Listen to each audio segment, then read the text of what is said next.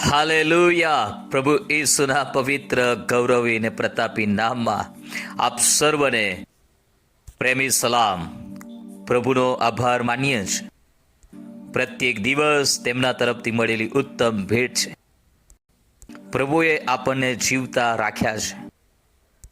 જીવતાઓની ભૂમિ પર આપણને રાખવા પાછળનું પરમેશ્વરની પાસે ચોક્કસ કારણ છે, ઈરાદાઓ છે. મારી પ્રાર્થના છે કે આજના દિવસે પ્રભુ તમારા જીવનમાં, આપણ સર્વના જીવનમાં તેમની સર્વોપરી ઈચ્છા અને યોજનાઓને પરિપૂર્ણ કરો. આજનું મનન યોહાનની લખેલી સુવાર્તા તેનો 5મો અધ્યાય અને 44મી કલમમાંથી લેવામાં આવ્યું છે. ત્યાં પ્રભુનું વચન લખવામાં આવ્યું છે, તમે એકબીજાથી માન પામો છો, પણ જે માન એકલા ઈશ્વરથી છે તે તમે શોધતા નથી, તો તમે વિશ્વાસ શી રીતે કરી શકો? પ્રભુ ઈસુ ખ્રિસ્તે બહુ સ્પષ્ટ શબ્દોમાં એ સમયના ધાર્મિક આગેવાનોની, શાસ્ત્રીઓ અને ફરોશીઓના જીવનોને છતાં કર્યા, વાસ્તવિકતા પ્રગટ કરી અને કહ્યું કે તમે એકબીજાથી માન પામો છો. માણસના જીવનમાં એક બાબત છે કે તે માન શોધે છે. માન આપવું અને માન લેવું એ આપણને ગમે છે. જો કોઈ આપણને માન ન આપે, આપણી સાથે અયોગ્ય રીતે વર્તન કરે, વ્યવહાર કરે, તો એ બાબત એ અપમાન ગણાય છે. અને વ્યક્તિનું અપમાન થાય ત્યારે એ અપમાન તે સાંખી શકતો નથી. એ અપમાનનો બદલો લેવાનો પ્રયત્ન કરે છે. એ અપમાન થયું તેના બદલામાં તે દુઃખિત થાય છે, નિરાશ થાય છે.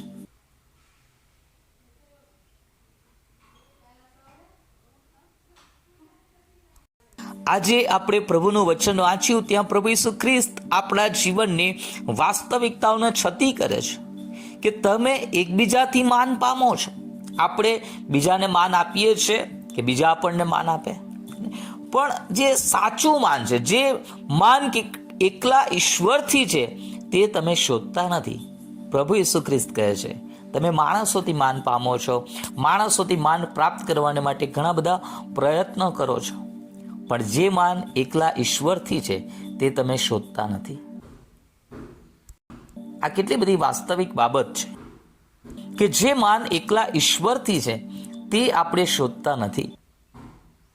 દાઉદ રાજા જે એક ગોવાળ હતા અને પછીથી ઈશ્વરે તેમને માન આપ્યું, સન્માન આપ્યું અને તેઓ ઇઝરાયલના રાજા બન્યા. અને એ જ્યારે કહે છે, પહેલો કાળ વૃત્તાંત તેનો 29મો અધ્યાય અને તેની 12મી કલમમાં ત્યાં પ્રમાણે કહે છે, તમારા તરફથી ધન તથા માન બંને પ્રાપ્ત થાય છે ને સર્વ ઉપર તમે રાજ કરો છો. તમારા હાથમાં સામર્થ્ય તથા પરાક્રમ છે અને સર્વને મોટા તથા બળવાન કરવા એ તમારા હાથમાં છે. પરમેશ્વર તરફથી જ માન અને ધન બંને પ્રાપ્ત થાય છે. મોટા અને બળવાન કરવા એ પરમેશ્વરના હાથમાં છે. જો આપણે માણસોને ખુશ કરવાને બદલે આપણે પરમેશ્વરની ઈચ્છા પ્રમાણે જીવન જીવવાની શરૂઆત કરીશું, પરમેશ્વરનો ભય રાખીને જીવન જીવીશું, પરમેશ્વર તરફથી જે માન છે, જે સાચું માન છે, એ માન પ્રાપ્ત કરવાને માટે આપણે પ્રયત્ન કરીશું, તો પરમેશ્વર તરફથી જે સાચું માન છે એ આપણને પ્રાપ્ત થશે.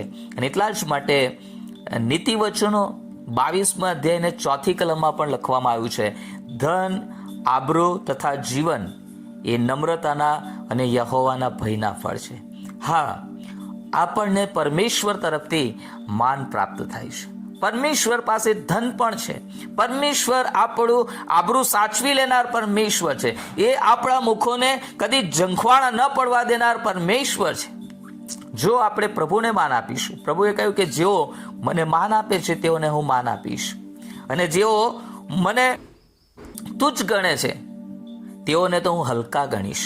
પરમેશ્વર, હાલેલુયા, જેઓ પરમેશ્વરને માન આપે છે, જેઓ પરમેશ્વરના નામથી ડરે છે, જેઓ પરમેશ્વરને આદર માન આપે છે, પરમેશ્વર તેઓને પણ આદર માન આપે છે.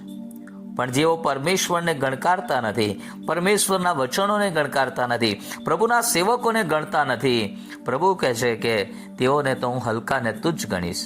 અને આપણે પરમેશ્વર તરફથી માન શોધવાની જરૂર છે. હું તમને એક બાબત કહેવા માંગુ છું. આજે જો તમારા જીવનની અંદર તમે એક એવી અવસ્થામાં છો કે જ્યાં તમને કોઈ માન આપતું નથી, જ્યાં કોઈ તમારો સ્વીકાર કરતું નથી, જ્યાં તમને બધા હલકા ગણે છે, નકામા ગણે છે, યુઝલેસ ગણે છે, તમારું કોઈ રિસ્પેક્ટ નથી, તો આજે હું તમને ઉત્તેજન આપવા માંગુ છું કે તમે પરમેશ્વરને માન આપવાની શરૂઆત કરો. પરમેશ્વરને માન આપો, પરમેશ્વરને આદર માન આપો, અને એ પ્રભુ તમને જે સાચું માન છે ને એ તમને અપાવશે. હાલેલુયા. એ પરમેશ્વર તમને આદર માન આપશે. એ પરમેશ્વર જે દરિદ્રીઓને ઉકરડામાંથી ઉઠાડીને ઉમેર ઉમરાવની સાથે બેસાડનાર પરમેશ્વર છે, એ પરમેશ્વર તમને પણ, હાલેલુયા, સન્માનીય બનાવશે. એ પરમેશ્વર તમને આદર આપશે. અને જે સાચું આ જગતમાં જે માન આપણને લોકો આપે છે, આજે તેઓ આપણને માન આપે અને કાલે તેઓ આપણું અપમાન પણ કરે. આજે તેઓ આપણને હાર પહેરાવે, ફૂલ આપે, અને કાલે તે લોકો આપણા ઉપર પથ્થર પર ફેંકે, ગાળો પણ બોલે. આ જગત છે. પરંતુ જો આપણે પ્રભુમાં જીવન જીવીએ છીએ, પ્રભુનો ડર રાખીને જીવન જીવીએ છીએ, તો જે જગ્યા પર આપણું અપમાન થયું છે એ જ જગ્યા પર પરમેશ્વર આપણને સન્માનીય પણ બનાવશે, આદર યોગ્ય બનાવશે. હાલેલુયા. અને એટલા માટે પ્રભુ ઈસુ ખ્રિસ્તે કહ્યું, હાલેલુયા, પ્રભુ ઈસુ ખ્રિસ્ત આ જગતમાં માણસો તરફથી માન પ્રાપ્ત કરવા માટે આવ્યા નહીં. હાલેલુયા. એટલા જ માટે તેમણે 41મી કલમમાં કહ્યું છે, યોહાન 5:41, હું માણસો તરફથી મહિમા લેતો નથી. હાલેલુયા. માણસો તરફથી મહિમા લેતો નથી. આજે આપણે, હાલેલુયા, પ્રભુ તરફથી માન શોધવાનો પ્રયત્ન કરીએ. તમારી આજુબાજુ, તમારા ઘરમાં પણ જો કોઈ તમને માનની દ્રષ્ટિએ નથી જોતું, તો ચિંતા કરશો નહીં. પ્રભુનું વચન કહે છે કે તું મારી દ્રષ્ટિમાં મૂલ્યવાન છે. હાલેલુયા. તમે પરમેશ્વરની દ્રષ્ટિમાં માનયોગ્ય છો.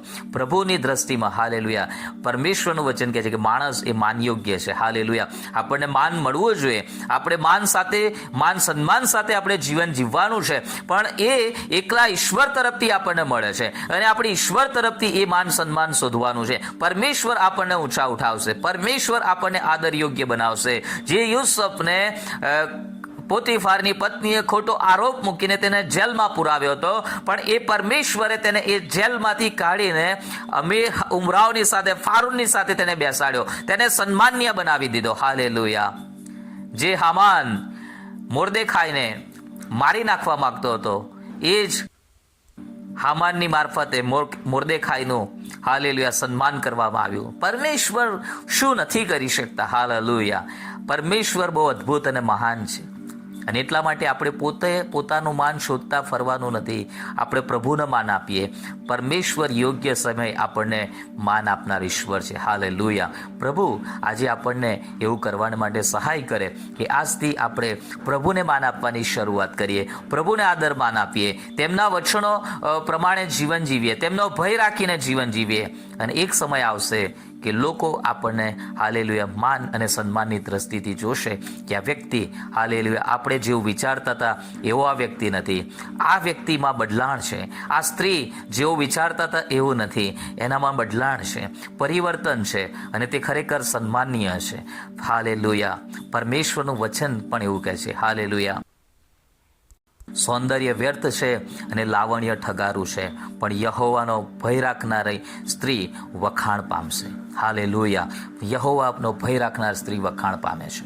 પરમેશ્વર બહેનોને પણ આદરણીય બનાવશે, સન્માનીય બનાવશે, સન્માન અપાવશે. હાલેલુયા. આ વચનો સમજવાને માટે પ્રભુ તમારી અને દરેકની સહાયને મદદ કરો, અને તમે જે માન કેવળ પ્રભુ તરફથી છે તેને શોધો. એ જ મારી પ્રાર્થના અને હાલેલુયા ગુડવિલ છે. God bless.